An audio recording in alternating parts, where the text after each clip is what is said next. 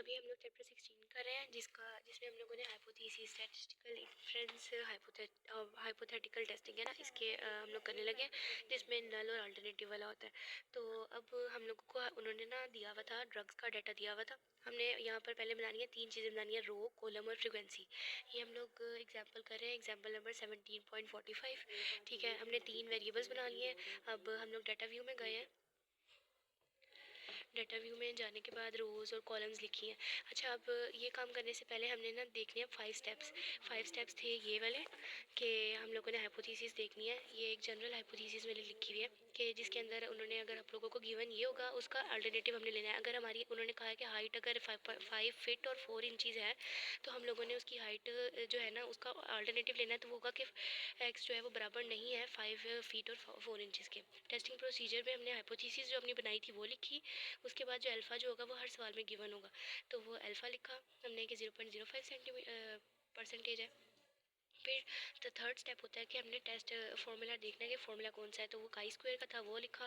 Critical reason हमारा ये होता है कि अगर पी वैल्यू जो हम लोग वैल्यू फाइंड करेंगे वो अगर अल्फ़ा से छोटी है तो हमने उसको एक्सेप्ट कर लेना है अल्फ़ा को, और सॉरी रिजेक्ट कर देना है अल्फ़ा को। और अगर पी वैल्यू अल्फ़ा से बड़ी है तो फिर हमने उसको एक्सेप्ट कर लेना है।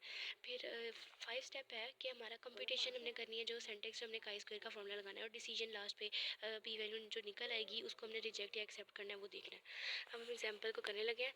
यहाँ पर ये रोज़ और कॉलम्स हैं। फ्रिक्वेंसी को जब लिखी है तो सबसे पहले उसको वेट केसेस करना है, तो वेट केसेस के लिए डाटा में गए, वेट केस फ्रिक्वेंसी को मूव करवाया, वेट केसेस बाय करके और ओके कर दिया। उसके बाद हम गए एनालाइज में, डिस्क्रिप्टिव, क्रॉस टैब्स। उसके बाद ये रोज़ को रोज़ में और कॉलम्स को कॉलम्स में मूव करवाया।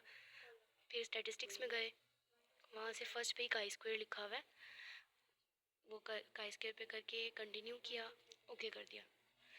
ये हमारा, अब यहाँ पर जो हमारी वैल्यू आई है एसिम्प्टोटिक सिग्निफिकेंस, ये जो 2 साइडेड ये वाली वैल्यू है हमारी, तो ये है हमारी पी वैल्यू। ठीक है, अब पी वैल्यू हमारी 0.442 आई है, ये 0.5 से छोटी है, तो इस वजह से हम लोग अपने एच नोट को, अपनी हाइपोथेसिस को जो है वो रिजेक्ट कर देंगे।